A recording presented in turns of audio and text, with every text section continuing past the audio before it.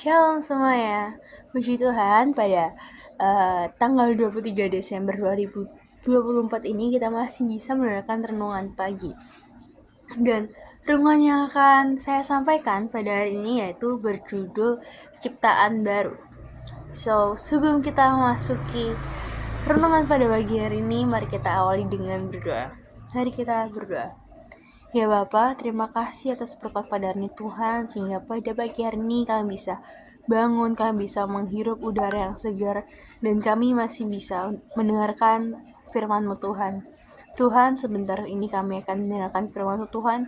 Engkau berkati agar kiranya hati dan pikiran kami tertuju hanya pada-Mu saja Tuhan. Dan kami bisa benar-benar memahami firman yang akan Kau sampaikan nanti Tuhan. Berikanlah kami hikmat hanya daripada-Mu saja Tuhan, dalam nama Yesus kami sudah berdoa dan syukur. Haleluya, amin. Amin. Dan untuk ayat yang aku ambil pada renungan pagi ini yaitu aku ambil dari Efesus 4 ayat 17 sampai 19. Boleh dibuka dulu. Yang sudah katakan amin. Amin. Oke. Mari kita baca bersama-sama. 1, 2, 3. Sebab itu kukatakan dan kutegaskan ini kepadamu di dalam Tuhan. Jangan hidup lagi sama seperti orang-orang yang tidak mengenal Allah dengan pikirannya yang sia-sia dan pengertiannya yang gelap. Jauh dari hidup persekutuan dengan Allah. Karena kebodohan yang ada dalam mereka dan karena kedegilan hati mereka. Perasaan mereka telah tumpul, sehingga mereka menyerahkan diri kepada hawa nafsu dan mengerjakan dengan serakah segala macam kecemaran. Amin. Oke teman-teman, pada saat kita diciptakan segambar dan serupa dengan Allah. Yang seharusnya sifat kita itu nggak seenaknya sendiri atau semaunya sendiri. Cuman dengan adanya sifat itu tadi, kita kayaknya memiliki dosa kan. Dan itu juga menjadi salah satu alasan mengapa aku memberi judul renungan pada pagi hari ini, yaitu ciptaan baru atau manusia baru. Nah, kenapa harus manusia yang baru? Kenapa enggak manusia yang lama terus kita bersihin aja gitu dari dosa-dosa? Ya karena dosa sendiri itu bukan secara fisik kita, tapi dosa itu secara di hati kita, guys. Maka dari itu kenapa yang diperbarui itu adalah hati dan roh kita. Dan bagaimana cara kita memperbarui diri kita? Yaitu dengan cara dibaptis. Dibaptis sendiri adalah sebuah tanda dan keputusan pribadi kita secara roh, jiwa, dan raga.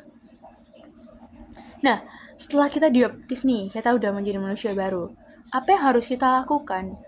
Ya kita harus tetap melekat pada Tuhan. Kenapa kita harus tetap melekat kepada Tuhan dan kita harus ingat kebenaran Tuhan? Karena kita itu sebagai manusia nih ya guys, itu rentan kayak lupa sama Injilnya Tuhan.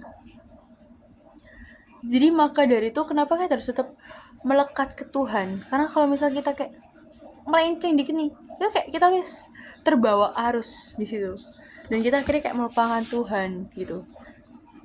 Nah, setelah kita melekatkan kepada Tuhan, kita menyebarkan kasih Tuhan, menyebarkan firman kepada semua orang.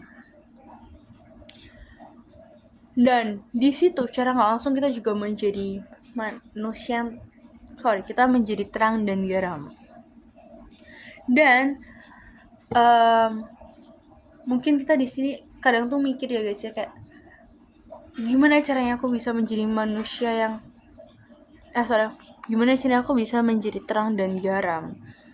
Karena kayak itu susah dengan lingkungan yang ada saat ini tuh, itu kayak susah dengan generasi yang baru, itu sangat susah untuk dilakukan. Nah, tenang aja teman-teman, karena Tuhan kita itu pasti akan memampukan kita dan menopang kita sampai akhirnya kita bisa menjadi manusia yang kita bisa menjadi terang dan garam. Dan akhirnya kita bisa segambar dengan Kristus. Nah, kadang juga nih ya guys ya, kita sebagai manusia telah dipenuhi dengan dosa. Dan pada saat kita ingin kembali ke Tuhan, kita tuh ngerasa kita nggak layak. Karena kita udah penuh dengan dosa, kita udah kotor, dan kayak kita tuh nggak oke buat balik ke Tuhan. Karena kayak kita ngerasa kita udah sejahat itu, udah sekotor itu, dan kita nggak layak. Tapi, satu hal yang harus kita ingat. Di saat kita ngerasa nggak layak, di saat orang-orang ngerasa kita nggak layak untuk kembali ke Tuhan, Tuhan sendiri telah melayakkan kita. Tuhan sendiri yang datang ke kita. Dan kita juga sebagai manusia jangan merasa menjadi orang yang paling berdosa sehingga kita nggak mau balik lagi ke Tuhan. Dan jangan sampai kita mikir kalau misal kita udah berdosa banget nih, Tuhan pasti nggak mau maafin aku karena dosa kayak udah fatal banget gini. Tuhan tuh tetap mau nerima kita saat kita benar-benar bertobat. Jadi di saat kita memiliki hati untuk kembali ke Tuhan, itu Tuhan tuh pasti mau nerima kita, guys. Dan Tuhan tuh akan memulihkan setiap dari kita. Kita minta pertolongan ke Tuhan untuk menopang kita. Tuhan tuh pasti menopang kita, pasti memulihkan kita. So kita nggak boleh ragu-ragu lagi buat kalau misalnya kita ngerasa kita udah jauh dari Tuhan, terus kita mau balik dan kita ngerasa yang layak tuh, jangan guys, karena Tuhan sendiri tuh udah melayakkan kita. Ya. Nah kita juga mungkin ada beberapa teman-teman yang belum dibaptis karena takut melakukan hal yang berdosa lagi nantinya. Nah, kita jangan sampai bukan seperti itu guys, karena di saat mungkin nanti kita melakukan dosa lagi, itu kita kembali lagi ke Tuhan, kita balik ke Tuhan, karena hanya Tuhan yang akan memampukan kita. Tapi kita juga nggak bisa menyepelekan hal tersebut. Walaupun Tuhan akan memampukan kita, tapi kita jangan berpikiran bahwa oh ya udah gak apa-apa aku ngelakuin dosa, atau nanti juga Tuhan bakal maafin.